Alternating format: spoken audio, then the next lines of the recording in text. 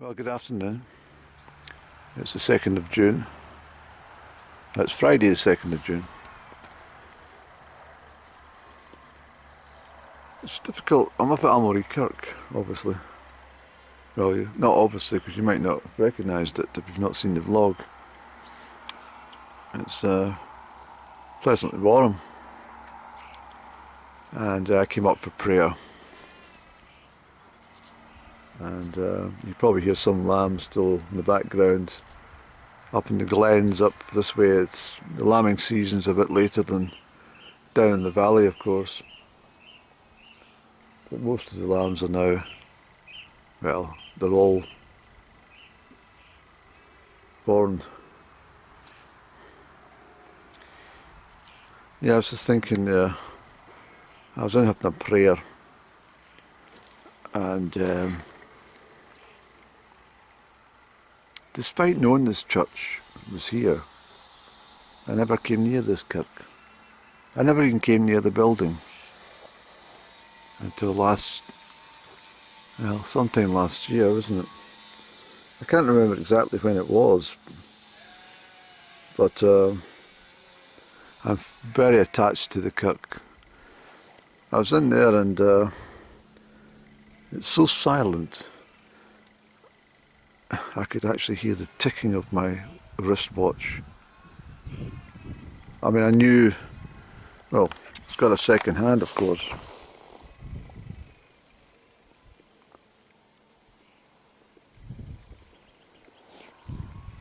But I didn't know it had a tick. That's how quiet it was inside the kirk. Just at peace with God. It's so beautiful out here, you know that. I'll have to remove some film, but I'm going back over to the car at the car park. I thought I'd walk along. And the road's reopened again. It's traffic lights after all now, but I can understand why they wanted to close the road. There's not a lot of places to manoeuvre, and with the rest of the trucks all parked up, I understand fully now why it's a good decision to close it just for the few days to get it done. I don't know why they chose that stretch. It wasn't the worst. I assure you, the road down south of Fendach is much worse. But, a beautiful curlew. As mentioned, I'm at Amulree Kirk. My camera had obviously cut out. That was more than half an hour ago, due to lack of movie film. But interesting, I've had a wander around the graveyard. I noticed one, well, the first thing I need to tell you, this is why I put the camera on. I've been over there, I've been around all the graves, every single one. Really interesting, absolutely fascinating, to be honest. And quite a lot of repetitive names. But I held this cross. It's got a bit of movement on it at the base there. And likewise I went to this one. But when I come round here, viewed these graves, I stepped over here because I remember one of the mouseholes. This is just a couple of minutes ago, and as I got to here, just over there, someone passed with a blue shirt. It was definitely a light blue shirt. Just over there, in amongst the graves. I clearly saw him. More than a second. Definitely more than a second. And walking that way. So I've said thanks for coming to see me, whoever he was. I assume it's a gentleman. I didn't see any face or hair, and just saw the blue shirt. Clear as day. Just in there. I wonder if it's a good... I need to remove more film, unfortunately. Hold a second, please. Okay, thanks for your patience there. It was all the stuff from the 31st of May when I was about my wood delivery and shed work. So I don't need to keep a record of it on the camera. And looking at this just now, it's caught my eye. This is a Commonwealth game. Oh, Commonwealth game, Andy. A Commonwealth graveyard as well. For those fallen, 1916, obviously First World War, 22nd of March. Age 28, for goodness sake, yeah. Just a young man. Probably Somme or Passchendaele. Horrific war, the First World War. Absolutely horrible.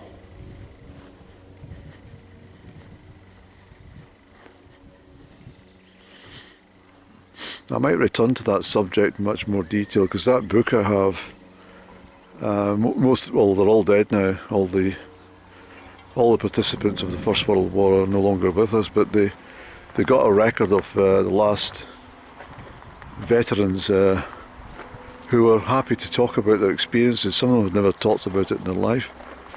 And I remember I think I mentioned one time before about Harry Patch. Truly awful. Unbelievable stuff. But I've got a book, it's full of all different regiments. A lot of regiments are no longer with us. And that includes my father's own regiment, the Cameronians. I don't think I've gone into any detail about my father's injuries that he sustained in the Second World War in Holland. But he nearly died, and I'll try and look up the Loch Turret. I was talking about it in detail one day. I was up at Loch Turret sometime back in the beginning of the year. It would have been. I'm sure it was.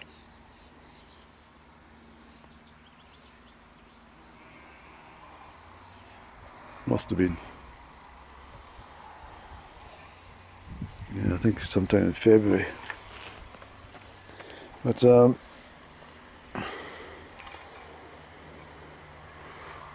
very peaceful graveyard. I'm still trying to make inquiries as to get a layer.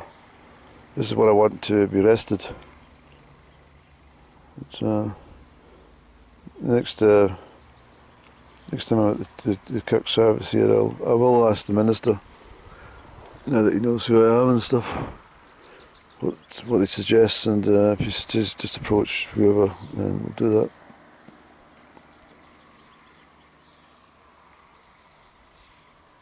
I was looking at somebody there who died in 1859,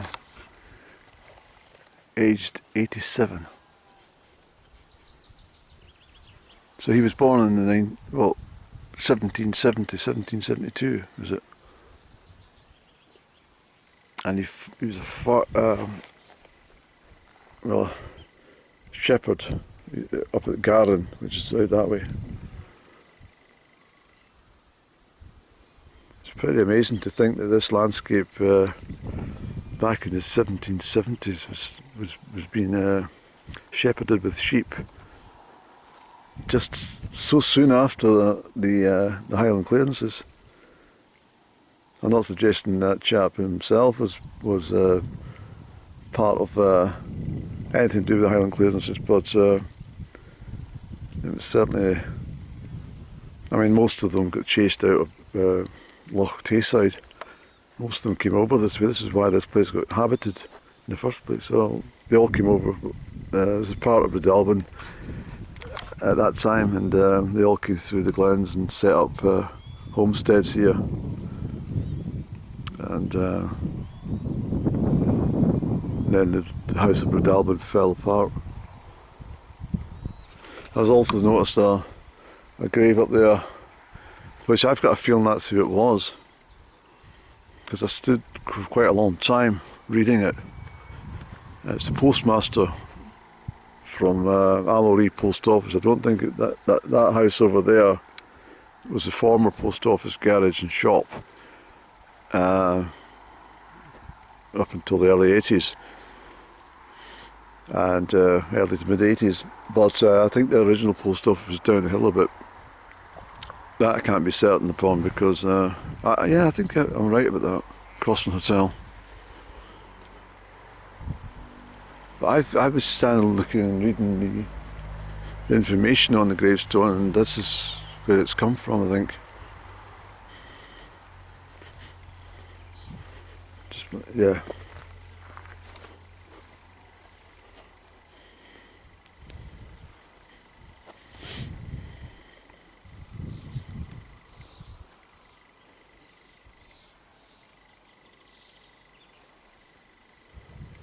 That may be in there. That's who it could have been.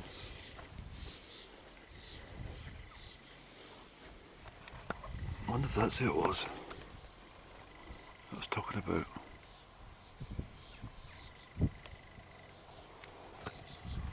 His son was a lieutenant in the Atholl Highlanders. That's quite an achievement.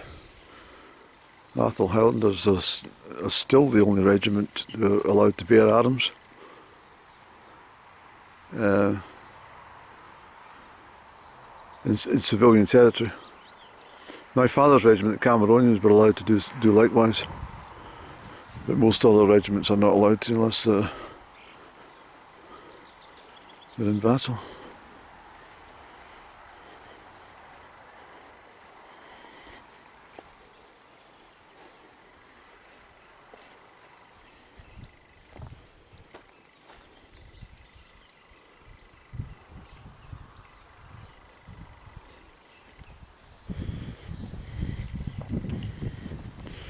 That chap who was killed in 1916, and obviously, you know, people from the British Legion, I suspect, will come and put poppies down. Likewise, I do at my father's graveside at Remembrance Sunday. But excuse me. But out at Glen Road, there's a stone halfway between Amulree and Kenmore, which I passed one day just instantly just walking along, because I was heading that way with my rucksack, and for some reason, this is what I'm saying, it's all just down to chance, and it's a rock just like this, but it's actually part of the landscape. It's not even dike stone, and carved into the stone is this chap's name, who died in 1916 as well. I think he was a gamekeeper. He certainly worked off the land. I worked on the land, sorry. But it's a big difference in Amulree today from the normal howling winds and bitter snow that you probably recall from me talking a lot about when I'm tramping about in the hillsides here, or even previous visitations to this churchyard. It's so peaceful, you've no idea. I'll just reiterate once more, when I was in having my prayers, it was so silent in there that I heard my watch ticking. Despite knowing the second, I've never heard it tick ever. It obviously does tick, but I've never heard it, if you don't understand what I'm saying, until I went into that church. It just shows you how much noise, even in your own house, white noise, can disguise the tick of a watch. But that church in there was so silent, I heard it quite clearly. It's pretty good. I'm not kidding when I say that. I mean, that's why I took my camera back out. I had no intentions of doing a vlog from here today, in all honesty. When I was sitting here earlier, pointing my camera here at the door, I obviously was one to just chat, just a lead on from probably this morning's talk, but I wasn't really going to make a vlog. But now that I saw that, I feel in a sense quite privileged that that I see these things. It's like that, but it's quick. It's long enough to recognise what's that, but not long enough to get anything for the brain to register. Just exactly. I mean, it wasn't sheep, or it wasn't any deflection of light mirrors or anything like that. It was a blue coloured shirt or blouse. Let's go, Andy. God bless you all anyway. I bet you a lot of them have really charmed lives. A lot of them probably had very difficult lives, when I think about it too. We'll just go and see that postman's grave, the post office clerk's grave once more, eh?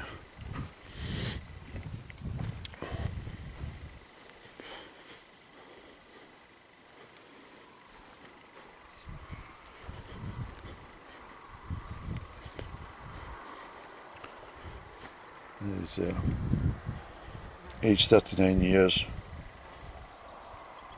Like I'm a Amulree post office.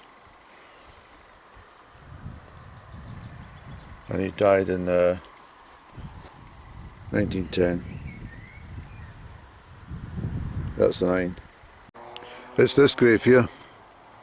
It's in the vicinity of where I was pointing from over there. I'll stand there into this lot. I've seen another movement and I've come over, and I think it's telling me it wants this piece of strimmer cord removed from the gravesite.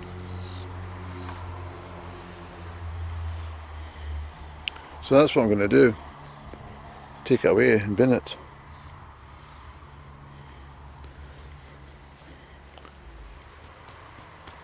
That's all clear away now for you. You happy now? He's a farmer.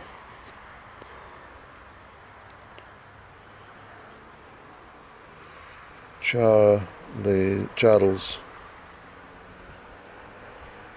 Can't make it out.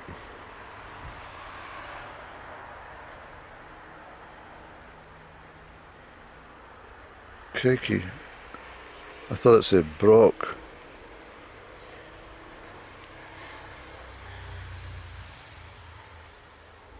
No. I can't make it out. Orion. Is it Orion? I think it's Orion. Charles O-R-I-O.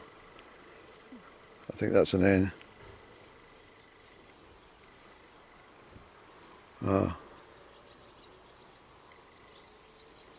Orion. No, it's not Orion. It's Charles Crichton. Charles Crichton, farmer. He died in 1809.